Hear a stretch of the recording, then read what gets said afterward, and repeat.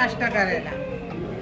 रात्री मेल्यासारखे आम्ही सगळेजणी पडलो होतो. रात्री 2:30-3ला आम्ही रूममध्ये आलो. सगळे मेल्यासारखे पडलो आणि घिसाड्यासारखा अवतार होता. कधी अंथरुणावरती पडतो असं झालं होतं. आता नाश्ता करायला आलो. नाश्त्याला ब्रेड जाम दिलंय, आळू पराठा, दही आणि लोणचं. आता आम्ही सगळे हे नाश्ता करायला बसतो. हे आम्हाला सगळे गाईड करणार आहेत.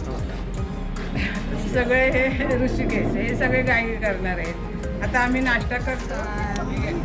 आत्ताच आम्ही जगन्नाथपुरीचं दर्शन घेतलं. खूप बरं वाटलं. इतकं छान ना.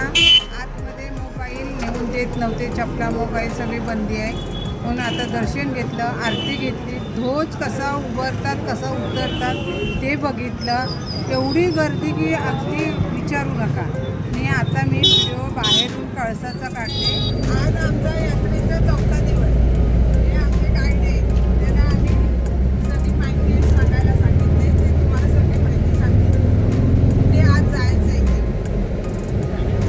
आज आपल्याला सगळ्यात पहिल्यांदा साक्षीगोपाल मंदिर, त्याच्यानंतर लिंगराज मंदिर आणि त्याच्यानंतर नंदनकानन सुरू आहे भुवनेश्वरला. येताना गवळी स्तूप अशी 4 ठिकाणं करायची आहेत. नंदनकानन झाल्यानंतर दुपारचं जेवण आपल्याला हॉटेलमध्ये बाहेर आहे. त्याच्यानंतर मग गवळी स्तूपला जायचं आणि संध्याकाळी 7 वाजेपर्यंत आपण परत येऊ.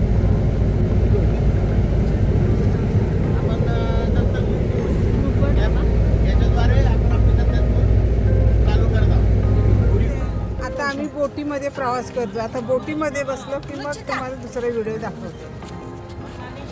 चला चल.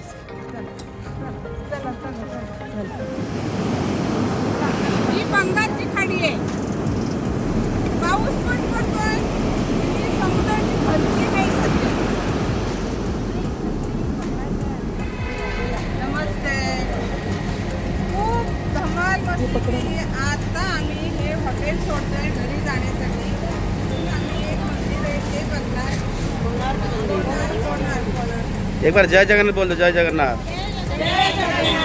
काय बोलायचं तर. नमस्ते. आता आम्ही बोटीतून इथे प्रवास करतोय. मस्त सगळं एन्जॉय करतोय. धमाल मस्ती. माझी पोरगी जरा मागे बसली. तिचा चेहरा दिसत नाही. ती घाबरते. आपण तो पण बघूया. हाय हाय हाय. आपण चाललो. आम्ही आता आम्ही सगळे शिल्का लेकला चाललो आहोत. मी तर खूप मजा करणार आहे. कारण हे दिवस मजा करण्याचे बालपणी म्हातारपण. आशियातील सर्वात